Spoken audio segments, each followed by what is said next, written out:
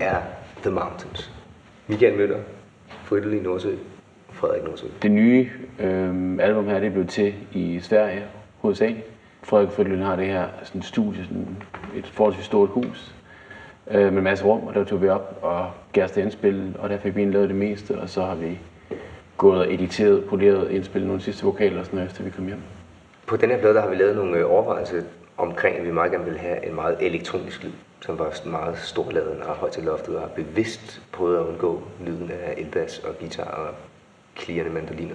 Efter vi havde arbejdet sammen på Morgan Pris, anden plade, der tror jeg specielt havde sådan en fantasi om at høre Michael Møller i et fuldstændig rent elektronisk univers, i stedet for et ilddødt.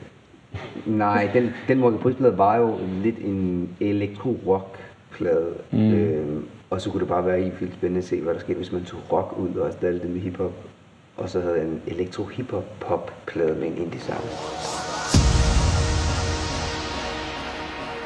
En god lyd, det er minimum 16 dB's dynamik. Det er fis. God lyd er noget, som der aktiverer den intention, der var med musikken.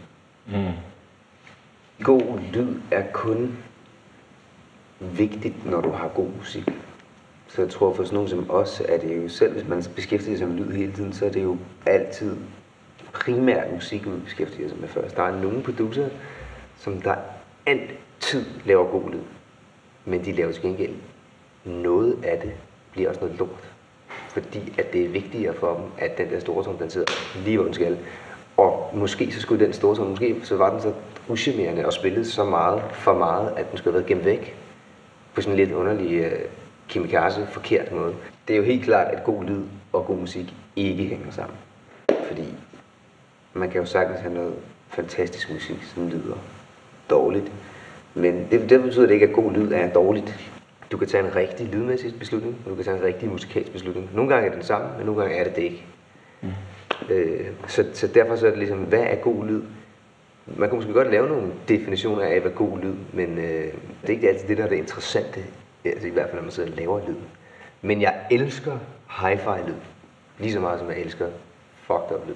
Men jeg tror også, man skal skille mellem, hvornår er det, fordi folk, dem der har lavet det, er utilstrækkelige. Altså er det nogle amatører, som ikke ved, hvad de har lavet, og derfor så er de ikke nået i mål med det, de gerne vil, og derfor er det dårlig lyd. Eller er det en kunstner, som har lavet et kunstnerisk udtryk, hvor han har lavet dårlig lyd.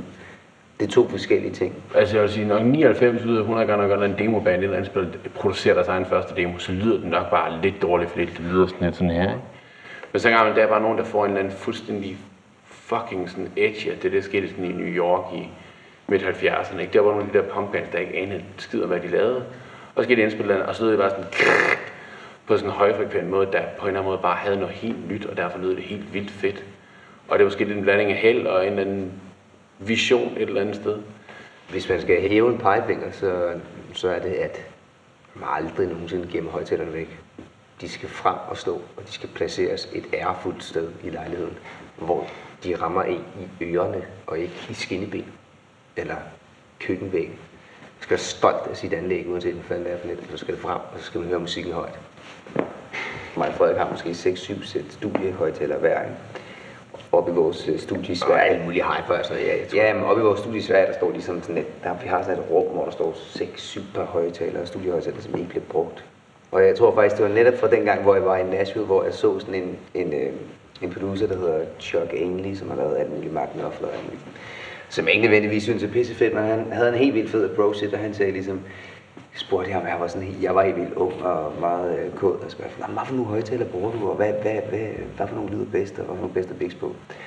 Og så var han bare sådan, jamen altså, jeg synes bare, det er sjovt at mixe på alle mulige forskellige højtalere. Så prøv at se her, og så viste han mig sådan en rum, han havde, hvor der bare stod ligesom sådan 40 sæt højtalere.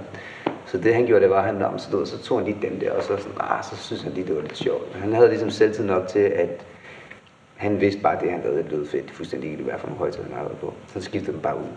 Den største øjenåbner for mig som producer, det har helt klart været at sidde og høre på Timbalands ting i starten af 00'erne, som var lige der, hvor jeg transcenderede fra amatørproducer til at lave noget, der lød som rigtig musik. Hans ting på det tidspunkt, vi skal lige huske, at han har været mange faser igennem, men lige på det her specifikke tidspunkt, der var det simpelthen så vildt, det han havde gang i, og så visionært og genialt og intuitivt. Så der har jeg virkelig siddet med lukkede øjne bare og prøvet at forstå det med hjernen, hvad det var, der foregik.